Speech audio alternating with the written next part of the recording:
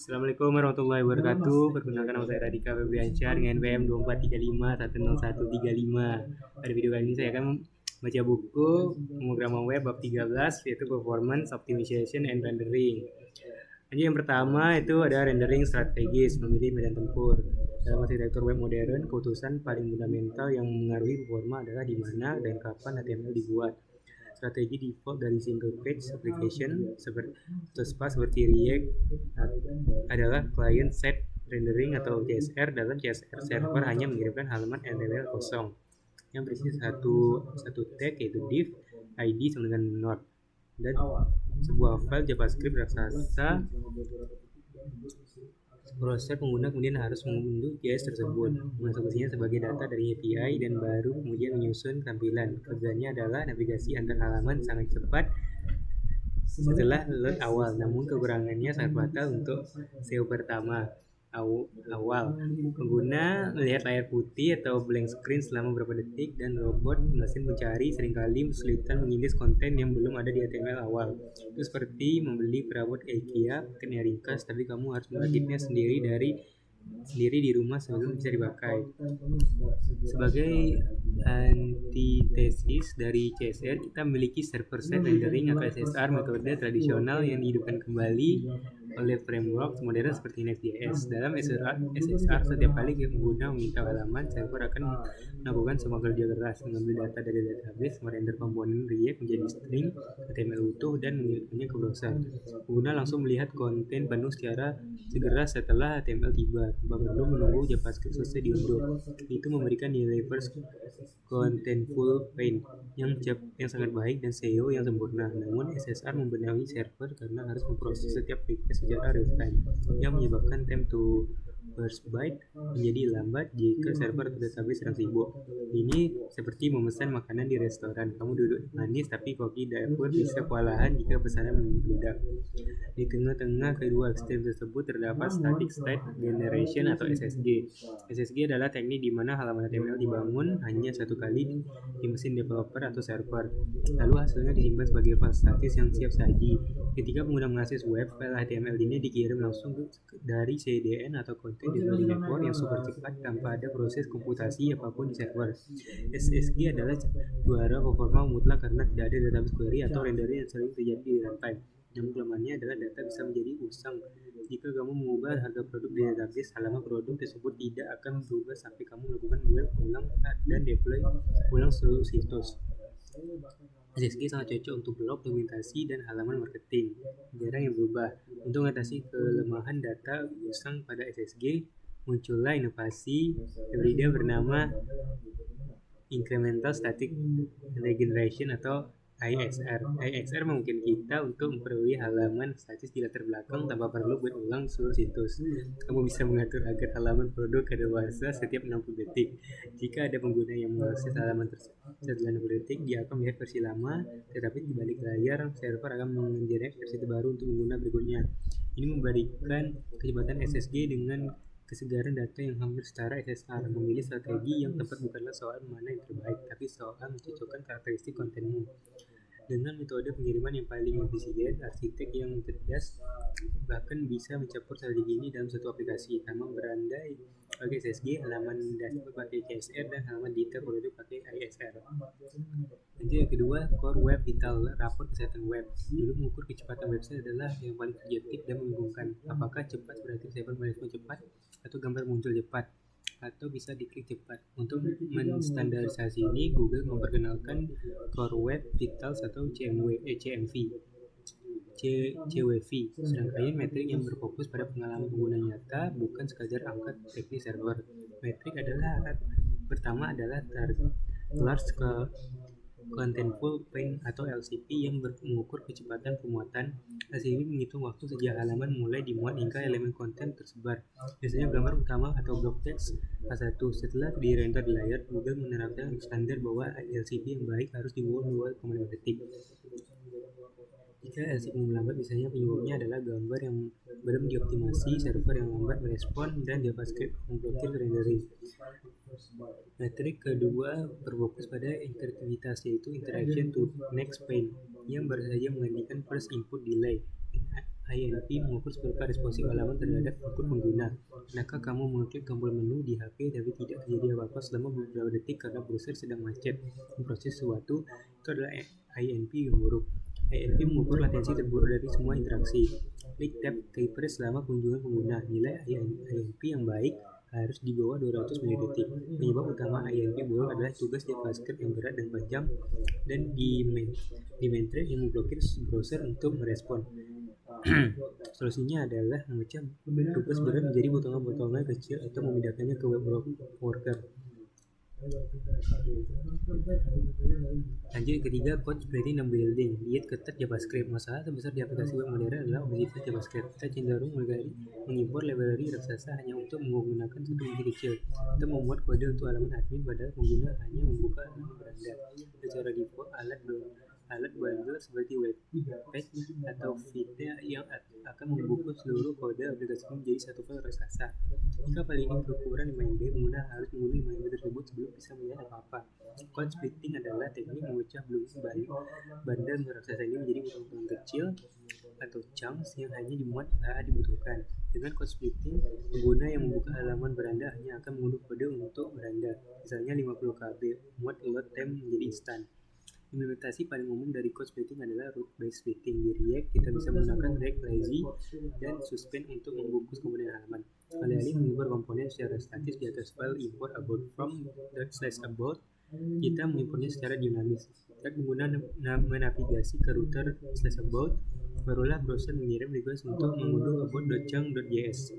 Selama proses penggunaan hanya mendetik, kita bisa memanipulasi loading primitive skeleton. UI ini secara drastis mengurangi initial bundle size metrik yang berlokasi langsung dengan tingkat konversi pengguna. Makin kecil bundle awal, makin cepat pengguna bisa mulai berinteraksi. Lanjut keempat itu caching strategis. Ini menyimpan kenangan. Sebaik-baiknya optimasi kode request jaringan tetaplah operasi yang paling lambat. Strategi terbaik untuk mempercepat request adalah dengan tidak melakukannya sama sekali. Disinilah caching berperan. Lapisan pertama adalah browser cache atau HTTP cache. Melalui header cache control, server bisa memberitahu browser simpan file log.png ini selama setahun. Jangan minta lagi ke server. Untuk file JavaScript dan CSS, kita biasanya menggunakan teknik fingerprinting, menambahkan hasil unik pada nama file, misalnya main.ab1b2c3. Ini mungkin kita menyetel waktu cache selamanya. Jika kita merilis versi terbaru aplikasi, nama filenya akan berubah, sehingga browser otomatis mengunduh file baru dan tetap menyimpan file lama yang tidak berubah. Strategi ini disebut cache boosting. Lapisan kedua adalah CDN atau Context Delivery Network. CDN adalah jaringan server yang tersebar di seluruh dunia. Jika server aslimu ada di Jakarta dan pengguna ada di London, latensi jaringannya akan bisa mencapai ratusan milidetik. Ini CDN file statis gambar JS CSS disalin ke server H di London. Pengguna London akan mengunduh file dari server London terdekat dengan latensi super rendah. CDN tidak hanya mempercepat pengiriman aset, tetapi juga mengurangi beban server aslimu secara drastis karena mayoritas request datangnya oleh CDN. Konfigurasi CDN yang tepat termasuk aturan invalidation saat deploy adalah skill wajib infrastruktur. Untuk data API yang dinamis, kita bisa menggunakan strategi stale while revalidate atau elsewhere yang sudah dibahas di bab management state, namun kali ini diterapkan di level HTTP cache atau header cache control. Ini menginstruksikan CDN untuk melayani konten lama yang masih ada di cache stable sambil secara diam-diam mengambil konten baru dari server. Di latar belakang, pengguna mendapat respon instan dari cache CDN dan cache tersebut dipelajari untuk penggunaan berikutnya. Ini adalah teknik yang sangat ampuh untuk API public yang datanya tidak harus real time detik per detik seperti feed berita atau daftar produk. Lanjut ke 5, asset optimization. Dalam kualitas website modern, lebih dari 60% berat halaman berasal dari gambar. Jadikan foto format PNG bukan 5 MB untuk ditampilkan secara thumbnail. Kecil adalah kejahatan performa yang paling umum. Solusi pertamanya adalah menggunakan format modern. Tinggalkan JPG dan PNG lama, beralih ke WebP atau AVF. Format AVF bisa menghasilkan kualitas visual yang sama dengan ukuran 50% lebih kecil dari JPG. Browser modern sudah mendukung format ini dengan baik. Kita bisa menggunakan tag picture untuk memberikan fallback JPG bagi browser purba yang belum mendukung format baru. Pastikan kompatibilitas mundur atau backward compatibility. Selain format, dimensi atau sizing juga krusial. Jangan mengirim gambar resolusi 4K ke layar HP yang lebarnya hanya 400 pixel. Gunakan atribut source set dan size pada tag image. Fitur ini mungkin kita menyediakan beberapa variasi ukuran gambar, misalnya kecil, sedang, besar, dan membiarkan browser memilih sendiri gambar mana yang paling pas untuk mendownload berdasarkan lebar layar dan resolusi layar. DPI berangkat saat itu. Itu disebut responsive image. Browser di HP murah dengan koneksi lambat akan otomatis memilih gambar versi kecil yang hemat kuota, sementara iMac akan mengambil versi resolusi tinggi. Lanjut ke 6, tugas keislaman. Dalam Islam, waktu atau waktu adalah modal paling berharga yang tidak bisa diatur ulang. Allah SWT akan bersumpah demi waktu dalam surah dalam konteks performance optimization, membuat website yang cepat bukan sekadar mengejar skor hijau di Lighthouse, melainkan bentuk penghormatan kita terhadap waktu yang lain, atau hifzu al-waqt. Aplikasi yang lambat dan berat adalah mencuri waktu pengguna yang membuang detik-detik berharga untuk manusia hanya untuk menunggu loading. Seorang pengembang muslim yang mengoptimalkan performa aplikasinya sedang bersedekah waktu kepada ribuan pengguna, memungkinkan mereka menyelesaikan urusan lebih cepat sehingga sisa waktunya bisa digunakan untuk kebaikan lain. Prinsip code splitting dan tree shaking untuk membuang kode yang tidak terpakai adalah manifestasi teknologi dari hadis Rasulullah SAW yang antara kebaikan Islam seorang adalah meninggalkan hal yang tidak bermanfaat baginya. Hadis riwayat Tirmidzi. Mengirimkan berkas JavaScript bersasar yang berisi fitur-fitur yang tidak dibutuhkan pengguna saat itu adalah bentuk kesia-siaan dan pemborosan kuota data pengguna. Yang dengan melakukan tree shaking kita membuang yang tidak perlu dan hanya menyajikan yang bermanfaat. Mencerminkan pola hidup seorang mukmin yang efisien, fokus dan jauh dari hal-hal yang memberatkan tanpa guna. Konsep Core Web Vitals atau LCP, INP, CLS mengajarkan kita tentang tasyir atau memberi kemudahan. Rasulullah SAW bersabda, bermudahlah dan jangan mempersulit. Hadis riwayat Bukhari. LCP atau Words Contentful Paint yang cepat berarti kita tidak membiarkan tamu menunggu lama di depan pintu. CLS atau Cumulative Layout Shift yang rendah berarti kita tidak menjahili pengguna dengan tombol yang tiba-tiba bergeser saat mau diklik. Memberikan pengalaman pengguna yang stabil dan responsif dalam bentuk akhlak mulia dan dalam melayani sesama, menghindarkan mereka dan dari frustasi dan kekesalan. Lanjut ke kesimpulan, kecepatan adalah fitur. Bab ini telah menegaskan bahwa performa bukanlah bonus, melainkan fitur utama yang membutuhkan keberhasilan aplikasi. Berikut adalah prinsip-prinsip optimasi yang harus kamu pegang. Yang pertama, strategi rendering yang tepat. Kita telah membedah trade-off dan antara CSR, SSR, dan SSG. Tidak ada satu strategi yang memang mutlak. Kemudian harus didasarkan pada kebutuhan SEO, dinamika data, dan infrastruktur arsitek modern yang mencakup ketiganya atau hybrid rendering dalam suatu aplikasi.